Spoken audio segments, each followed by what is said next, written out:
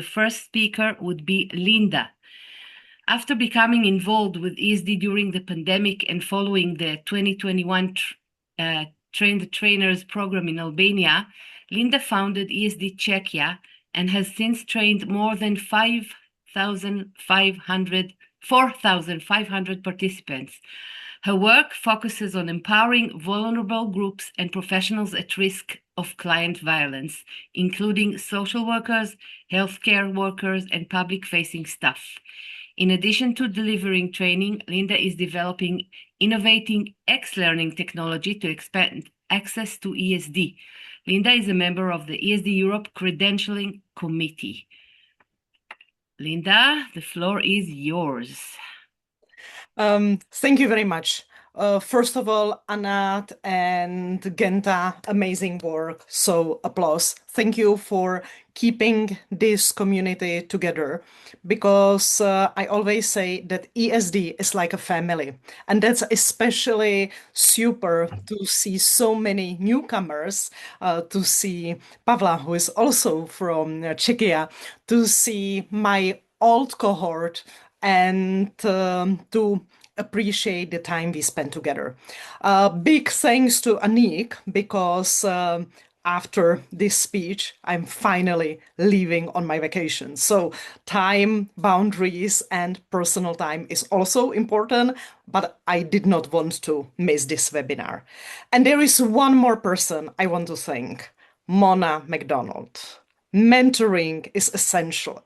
You cannot go far in your ESD career without a mentor, especially if you are beginning, but also later on when the harder cases get you. So Mona, thank you truly to be there for me, and thank everyone else for being mentors. And new mentees, please find your mentor, because for ESD career, it's super, super important.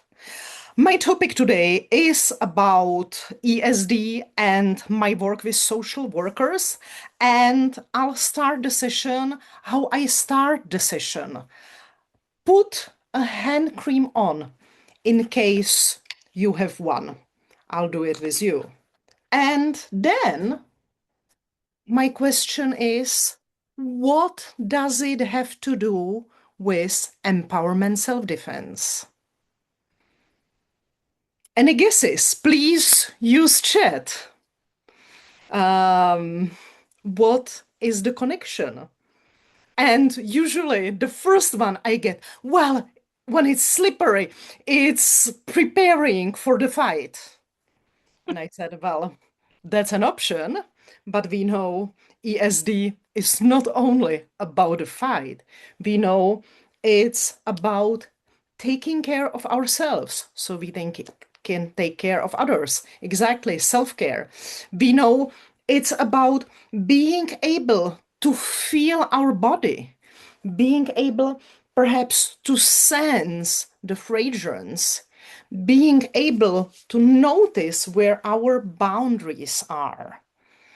And this exercise, I really like to start my work with social workers and with civil servants in general, also with healthcare practitioners, because when they come usually to my workshops, they expect to fight. And I tell them ESD is about fighting, but also about many other things. So, question to you, another one. I want to do this very interactive. Client violence. What kind of client violence do you think we have? Do you think my clients have encountered?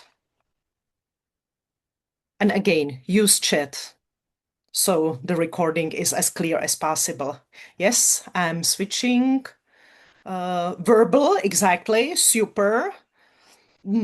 So verbal is basically screaming, it's downgrading, it's also can be threat. After verbal, what kind of we have? Well, it's logical to go into physical. Daniela, thank you. I'll go into psychological next. So physical It's from mere pushing, you know, into very relevant physical threat. And I'll be talking about the situation in Czechia that's very, very severe. Psychological, yes, psychological violence, which means manipulation, also meaning emotional blackmailing, and also meaning threats. And threats can have, again, various forms. Economic violence. Think about a professional who doesn't gain much and someone tells them, I'll sue you. I'll take you to the court. So this can be considered financial pressure and a form of economic violence. Well, I am very much surprised I have not seen sexualized violence in form of harassment because comments that are not wanted, some gestures, or even physical contact that's again unconsensual and unwanted is very much happening as a part of client violence. And let's not forget social media and cyberbullying, meaning that very often you are not happy with the services. What can you do? You take your phone, you film it, you post it online, you leave a Google review of this and this authority mentioning this clerk did not treat you right, and so on. So that's another type of violence the professionals I work with are experiencing. And these are direct forms. Now I'll talk about indirect forms, which is threatening family. Think about small villages, small towns. I know who your partner is. I'll tell him how you treated me badly. I know where your kids go to school. I'll make sure they'll have problems. So this is also a reality.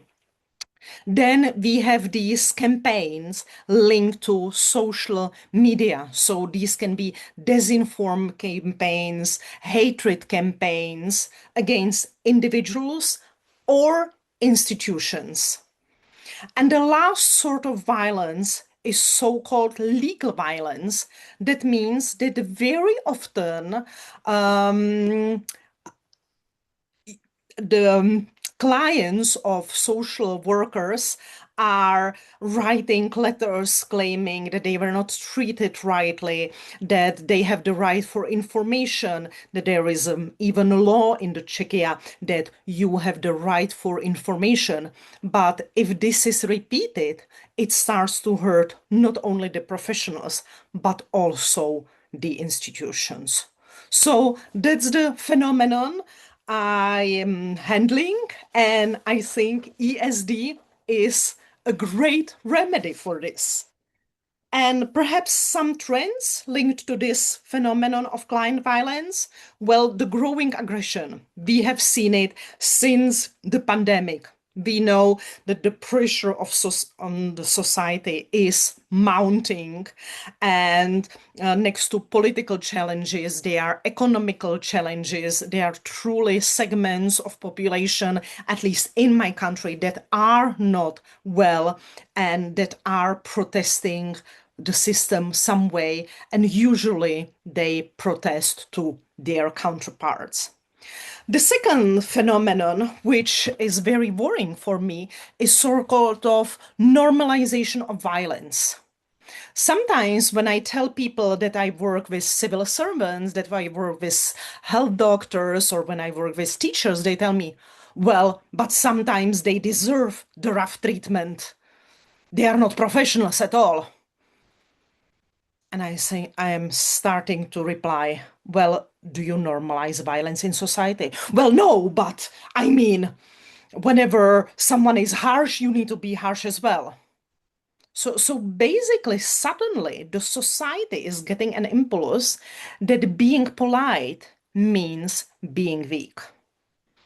I already mentioned the detrimental dimension of digital violence, and we know that particularly women on social media are attacked more brutally, more openly, and more harshly than men.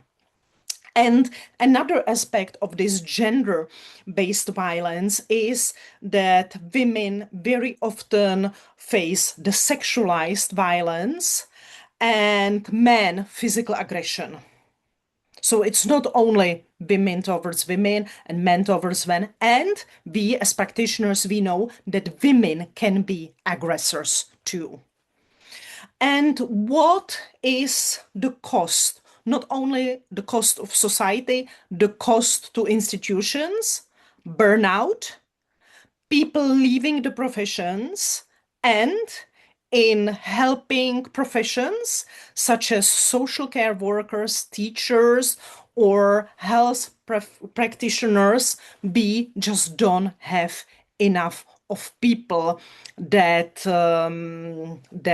basically can work in these professions because they are not interested.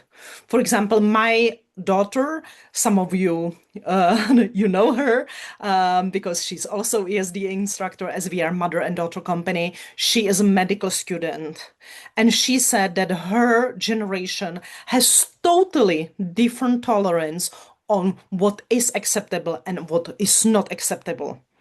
And the worrying statistics is that, for example, 40% of nurses would not choose their profession because not that they are not well paid, it's improving in some countries, not because the work is harsh, they actually love what they are working, but because the way they are treated.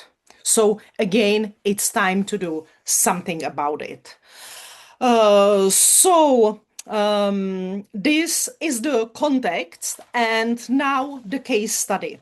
The reason why I am not having a presentation is that whatever I am telling you now will be published at the Journal of Social Work in English in early September.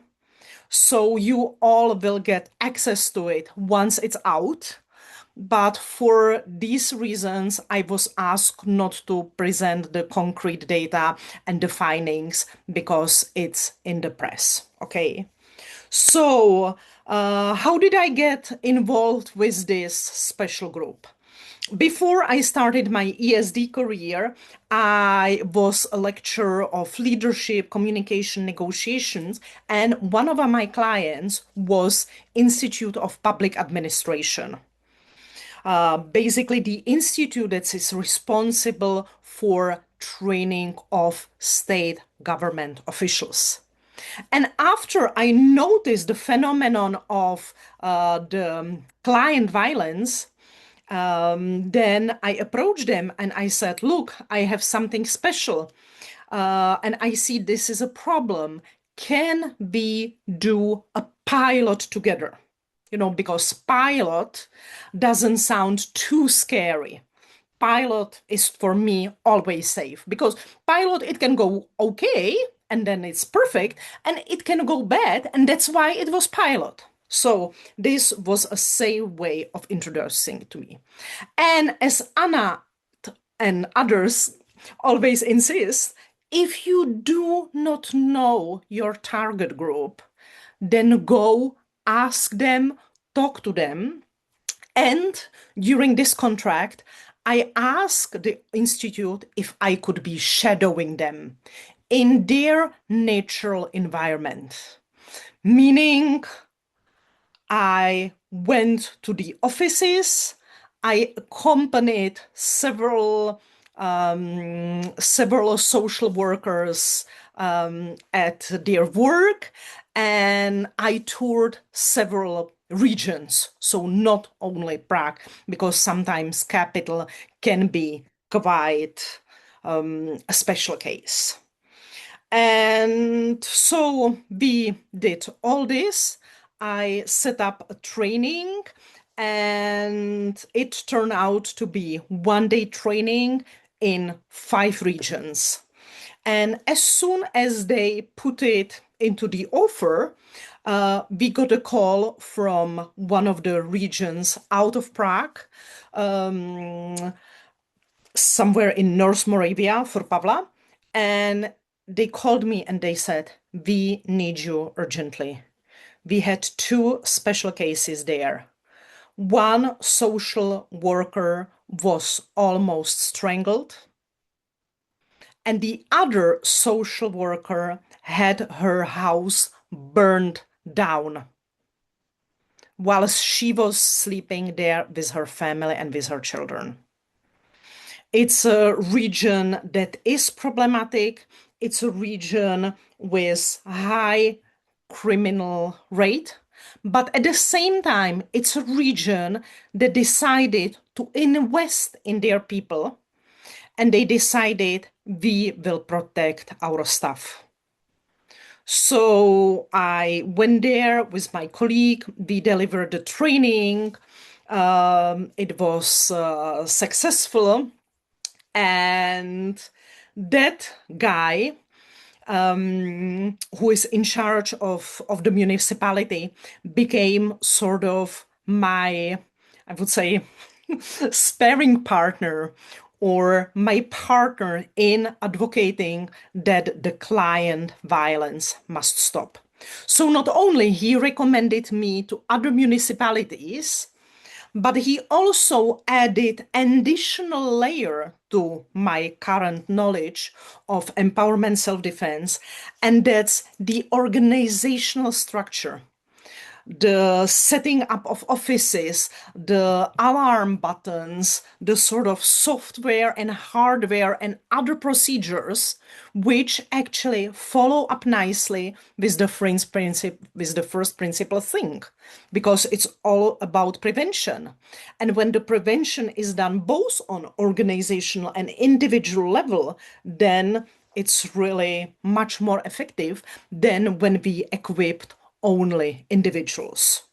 So they came at a conference, the annual conference of the Institute of Public Administration. And this guy in charge of the town was talking about the hard measures. And then he said, well, for the soft measures, we had Linda. And basically, I got a chance to present this phenomenon and how I work. And I got other interested clients from municipalities that are not as problematic, but they want to prevent the situation from worsening. Because these 2 cases that I mentioned were sort of eye-opening. And I also started to get media attention for this, because we all love to talk about 5 principles, as we love them and we live them and we can breathe and even die for them. But the public needs to hear solutions for their special cases. The public needs to hear tailor-made solutions for their problems. So while I was teaching municipalities, it was not the main revenue, but it was interesting target group.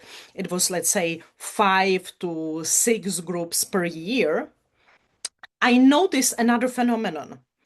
I noticed that the young people who embark on the career of a social worker are like typical people from NGOs with big hearts, willingness to help, but they go to the field totally unprepared for facing the tough consequences that I mentioned in the beginning. Totally unequipped to solve some violent situations. They have the mindset, we go help.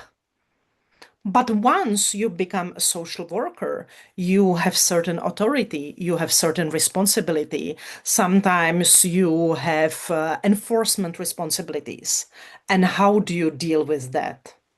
So I was approached again because of what I was doing. I was not only doing, but I was communicating it. And you see me that I'm very active on LinkedIn because LinkedIn is the professional network.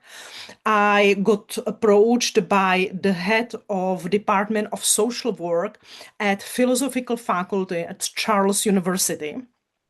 And she said, okay, let's do something about it. We'll offer this as an elective subject at my department. So whoever wants, they can take it. So last year I had about 18 students. This year I taught in English, so the amount was lower, but I got also some Erasmus students. So, number one, again, it allowed me to share with this terminology, methodology, approach with young people. And imagine the snowball effect. Right now, two students are writing the thesis on empowerment self-defense in a social work context, which means they are doing the research, which means they are doing the promotion. After a couple of emails and after I read half of the thesis, the student called me and she said, Linda, they love the principles, but they don't know you. Can I connect you? I think they should take your course. And I said, well, that's wonderful. Thank you very much for doing that. So hopefully there'll be more clients, but even if there are not more clients, definitely there'll be more awareness. At the same time, the phenomenon of client violence is very complicated because sometimes the workers are overworked. Sometimes they are close to burnout. Sometimes they don't have the right communication skills. And yes, in ESD, we know that the aggressor is responsible for the violence, period. But also we know that communication and de-escalation matters. And that in heightened situation, it can go this way, but it can go also this way. So what I did, that I started to collaborate with another NGO. This is a very interesting phenomenon. These are mothers who were in violent relationships. They left, they managed to get divorced, but in Czechia is a trend of shared custody. Imagine if shared custody, half and half, is happening between a mother who is a victim of violence and between a partner who was violent, who is narcissistic, who is psychopath, who has very many even recognized psychological problems. And still the court says, well, but you are both parents. Yes, but the child has right for both parents. Well, who is suffering in this relationship? It's again the mother through their children. And very often these social workers are more lenient to fathers. Number one, because they cannot distinguish what we already know that are red flags. And number two, because of the client violence, sometimes they are afraid not to become a target.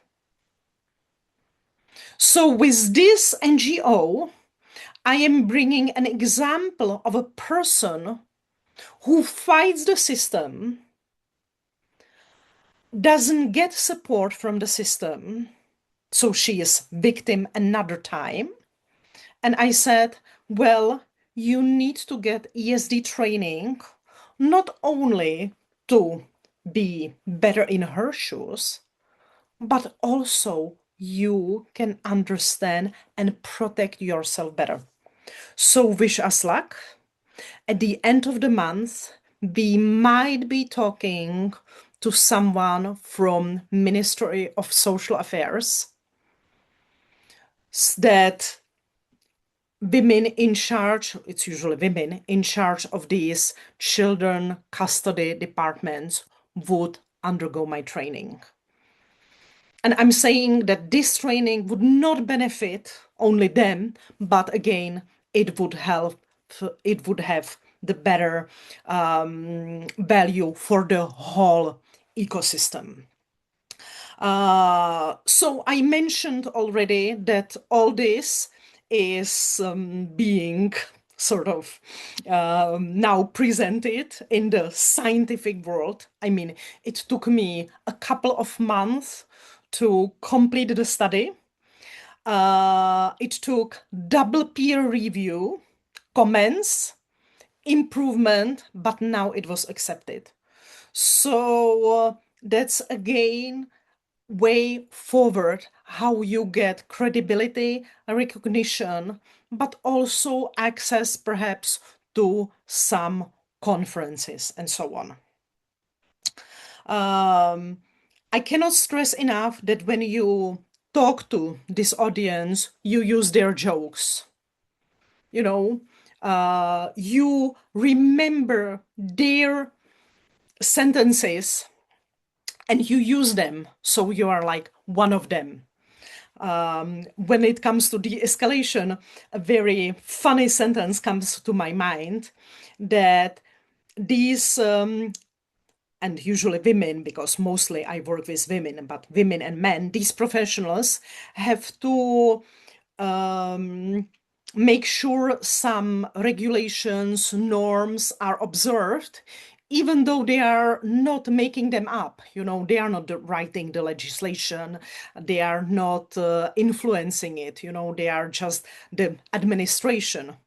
And we were talking about some de-escalation formulas and whether to use humor or not. And you all know that the rule is that you can use humor, but if you make fun of yourself, never of the client or of the situation. So one colleague shared with me the escalation sentence like, okay, I don't like what they do in parliament in Prague either. You know what? We just hop on the train and we'll travel to Prague together and we'll tell them in the parliament. And she presented as a way of de-escalation. It's her solution. She was perfectly fine to do it. And so she's the character to have this energy, you know? And once you start sharing these sort of inside jokes, you are theirs. Like they consider you a part of the group. They just don't consider you another expert. And for me, it's especially working with these regions, I must be careful not being seen as an expert from Prague because that sometimes backfires. So we make sure, well, especially if you go far outside of Prague, the accent reveals it. But then I make sure that sometimes I even make fun of myself being from Prague and so on. The second thing is learn the weak spots. Learn the weak spots. Sometimes they are not willing to share publicly. Would you imagine which situation is very troubling for a social worker and you don't find an answer to this in a textbook, and usually they don't teach it at the faculty? Anyone?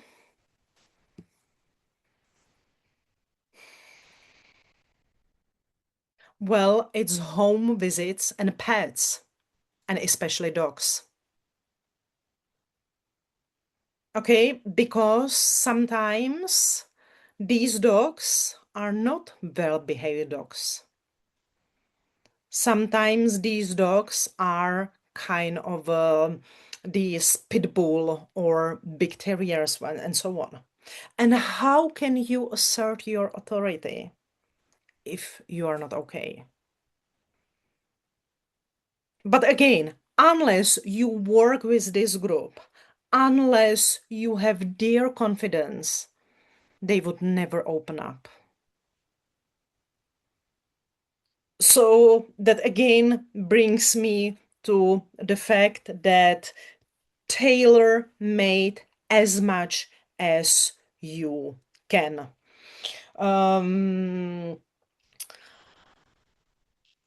Genta always says, and she is my great role model in this, try to bring whatever you do to a systemic level. So I have the municipalities. I was featured in some articles, newspapers with the phenomenon of client violence. I even made it to the biggest private TV.